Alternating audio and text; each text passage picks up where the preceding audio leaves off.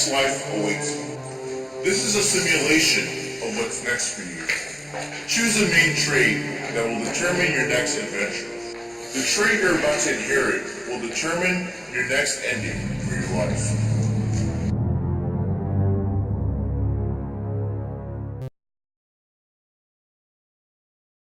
The main character looked around confused at where he actually was. He feels the newly awakened traits as if they were already second nature, looking around with a purpose, yet not lost at all. He doesn't know what awaits him in the future, but with a confident look, he smiled and walked off in the distance. There he finds two men looking weary as if they needed help. He approached the two men and asked what the problem was. What did they say? Did they say they were empty inside? Or hope is still alive but food is nowhere to be found? They were empty. With a distressed look, the men told him that they had led a sad life and they had nowhere to go. New to the world, the newly born character could do nothing but have ideas flowing of what they could be doing. Hope is still alive. The men explained their situation with a desperate look and tried getting him to help. The main character finally thought of an absurd idea of following him and to find more food. The men looked confused since the idea at hand was nearly impossible and doubted him. A spark of leadership grew in the main character as he saw the long road as a challenge and was filled with expectations of a prize at the end, while the other two were filled with anguish and a gloomy vibe towards the long road. The main character pushed forward and eventually found a plant with some fruit on it. Through this find, the two men grew confident in the situation and were glad the main character was here to guide them. The main character, filled with vigor, returned to his journey at hand and rushed towards a small shack in the distance. Main character felt proud at his accomplishments on being able to lead two men with no more reason to live, and even made food a possible factor in their journey. The two men suddenly rushed into the shack and tried to fit in. The shack could not hold the two of them and collapsed, leaving the two men back into the open world. The men were able to fit, but it wasn't long till space was overloaded and the dangers of the open world were once again visible. The main character was confused and dragged the two men out of the ruined shack. The two men went back to their old gloomy selves and knew they had to submit to the main character to feel confident once again. The main character became their beacon of light and worshipped him as if he was a god. Over time, the main character found another place to stop by, but this time, it was big enough for everyone. The two worshipped him even more, but this only fueled the MC's ego. The main character had a daring idea that if he could better the lives of these two men, then he can better everyone else's lives. Thus, the main character went on a rampage and grew doubts about betrayal, and soon enslaved multiple people to fulfill his desire to be the god of all things. After a long day at school, Amidius makes his way upstairs and to his desk. He has a fatigued look based on his body language. Once he puts down his stuff, he sits at his desk, contemplating what he should do. Should he waste his time playing video games, or waste his time by taking a nap? Video games. He came to a conclusion. He was going to play his favorite anime dating simulator. He came to a conclusion. He was going to take a nap and recharge. After some time, his father enters the room and finds his sons chilling on the couch, being lazy and unproductive. He starts to scold them by telling them they won't ever amount to anything if they keep this behavior up. Amidius looks over to his brother, who shrugs it off and returns to his undisciplined behavior. Amidius, on the other hand, decides to try and do some work in his room. He makes his way to his room. His room is filthy and is covered in trash that could have easily been picked up. His brother walks into the room and asks him, "When are you going to clean your room?" Amidius can react one of two ways. Will he adhere to his brother's suggestion and clean up, or will he reply back in a smart remark? Clean up. Amidius decides that it would be best to clean his room up, so he gets down on the floor and picks up all the trash. Talk back. Amidius thinks his brother has no right to judge his room and replies with, "When are you going to get a girlfriend?" Amidius brings his focus back to the desk and is faced with another problem. There is a bowl of chips and an assignment from school. Should he eat the chips or do the assignment? Chips. Amidius pushes the assignment away and plants his face into the bowl of chips. Assignment. Amidius decides that maybe doing some work would be good for him, so he tries working on the assignment. After a couple of seconds, he decides that it's too much work and turns to the bowl of chips. Medius gets up and falls onto the bed, grabbing the bowl of chips and cradling it like a child. Medius is satisfied with all the work he has done and falls into a deep slumber. The main character wakes up on the side of a dirty street in tattered clothes, hungry, and with no money. He yearns for a miracle to get him out of the rough situation he's in. A suspicious man approaches the character from what seems to be kindness, and he offers the character $10,000 to turn a new leaf and to start his life over in return for some labor. The sheer amount of money at once puts the main character in shock. Will you take the money or reject it? Choice 1. Accept the money. The main character accepts the money offered. The roaring of his stomach and his state of delirium rules out any suspicion he would normally have or any question on what labor he'd have to perform in return for the money. Choice 2. Reject the money. The main character rejects the money offered, and the man quietly leaves. The aura of mystery surrounding the man implants fear into his heart, fear of kidnapping or being used as a slave. Later on, he decides to go to sleep cold and with his stomach and pockets empty. When he wakes up, he sees the lump of money offered earlier sitting right on the ground next to him. Whether controlled by his rational thinking or his starving stomach, he goes up to the money and picks it up.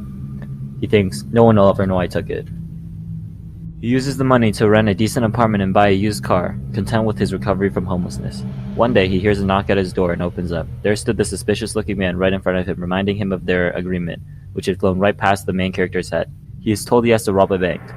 When the main character tries to refuse, the man pulls a gun, forcing him to accept the job, in exchange for a large sum of money that they would gain. He is given a crew and weapons and sets out. He and his men run into the bank, fully loaded, and pull the gun on the cashier. People run in terror as the cashier, fearing for his life, puts all of the contents of the register into the bag. They run out, and the main character receives a modest cut of it, enough to buy a decent-sized house and a new car. He also uses the money to begin throwing parties and enjoying the life he never had before. The suspicious man comes into his house, like last time, with a more ambitious and carefully planned heist for millions of dollars. The main character feels content with everything they accomplish, but once again, he faces danger. Will you agree to do the heist or reject it? Agree to the heist. The main character agrees to the heist, his immense greed inflating his ego. He could do so much with millions of dollars that he couldn't right now. The heist is prepared, and he goes into the bank once more. He pulls a gun to the cashier, but this time it doesn't go as smoothly. He is immobilized and has a gun pulled right at him. He is forced to surrender and immediately arrested by the police. After fleeing homelessness into a grand life of luxury, he is thrown once more into the dark and cold he was all too familiar with, grounded there for the rest of his life. Holy shit! First try, easy clap. Disagree to the heist. The main character disagrees and vows not to endanger any more lives than he previously had, and he pulls a rifle, aiming it right towards him. Then he died, Lamau. Good ending.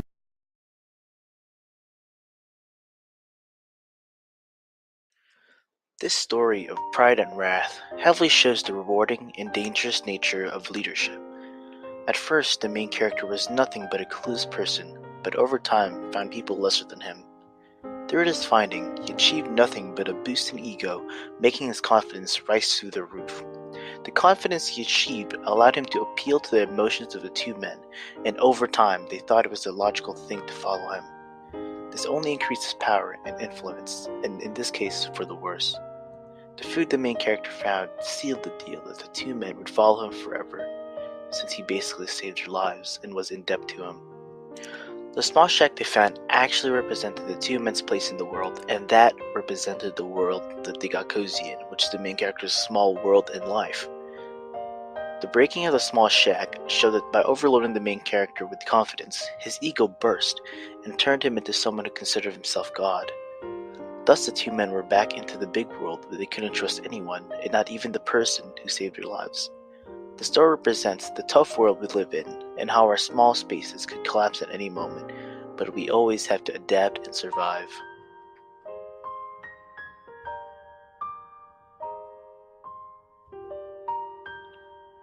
Straight off the bat, we can analyze Emilius' body language and tell that he has no energy and no motivation to work and be productive. We can see that even by the way he plops down on his chair, that he is exhausted and unmotivated. After contemplating what he should do, we can see that his mind has no intention of doing work and being productive. His two choices were playing video games or going to sleep, neither of which involved doing any sort of work. When his father finds him and his brother slacking off on the couch later, we can tell by the reaction to the scolding that they did not care. This shows that even with his interactions with other people, he still presents a lackadaisical image. With Emedius choosing to get up and go to his room, we are presented with a sliver of hope that he will actually start to be productive, but that hope is quickly erased when we enter his room. His room is a visual representation of his life, sloppy and unorganized. This further supports the notion that he is lazy and careless in the way in which he lives his life. The cups and papers on the floor shows that he is lazy and unwilling to do something as easy as picking up some papers and cups and throwing them away. His brother walks into the room asking when he'll clean up the mess. Based on which reaction was chosen, we can see two different sides to his behavior. If he chose to clean up, we can see that he is capable of doing the work, but just lacks motivation. If he chose to make a snarky remark, we can see that he is unwilling to do the work and would rather argue with his brother. Once he returns to his desk, we can see him contemplating another choice he has to make. We see shots of his assignment and a bowl of chips. We can see that his assignment has nothing complete on it, as opposed to the bowl of chips, which has already been completely finished. No matter what he chose to do, complete the assignment or eat the chips, he eventually ended up eating more chips, further emphasizing his qualities as a lazy and apathetic person. The last shot of him falling onto the bed, grabbing the bowl of chips, and falling into a deep slumber. Based on his decision to go to sleep without making any progress on his work, we can see that he has enough satisfaction with what he has accomplished that he thinks it is time to end the day and go to sleep.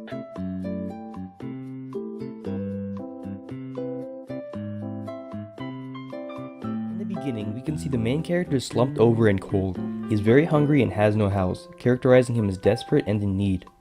When people are desperate, they are likely to accept any help regardless of consequences. Later on, he is offered $10,000 by a shady-looking stranger in the middle of the night.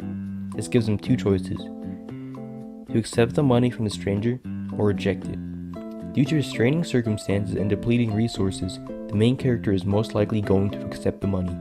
Even if he tries to be careful and not accept such a huge sum of money from a stranger, he will end up taking it anyway. It shows how in some situations it can be seen that there are many choices, but you can be easily manipulated into doing something when you are as desperate as everyone is greedy to some degree. When the main character gets the money, he uses it to rent a place to live and get his life back together. He is much more calm now and in a stable financial position. However, when the man who gave him the money comes one day and threatens the main character into robbing a bank, he sees no other choice. He has to rob the bank or else his life will be taken. Reluctantly, he commits the robbery successfully and ends up with a share of the money. Depending on how the main character sees the robbery and the money acquired, it will affect his attitude and ego in a positive or negative way. Either way, his ego is still inflated a bit and he uses the money towards buying the house and throwing parties. When the shady stranger comes back a second time, it can be seen that the main character is very relaxed from his lazy posture in the chair and indifferent attitude towards him. However, when threatened at gunpoint, he is suddenly thrust into a huge moral dilemma. To yet again put others' lives in danger and get good money for his own safety, or to refuse the job and possibly risk his own. If he chooses to accept the bank job, a small part of it is due to him caring for his own safety, but a lot of it is also due to the greed he built up from the money acquired robbing the first bank. The main character will develop a very lax and indifferent attitude, which will reflect in his job robbing the bank, leading to his own demise. If he chooses the latter, he will realize the importance of the safety of others, and also realize him acquiring money in illicit methods for his and the shady stranger's own gain is selfish. Choosing to refuse the job will cause a risk for the main character, but as he overcomes it, his life turns out much better in the long run.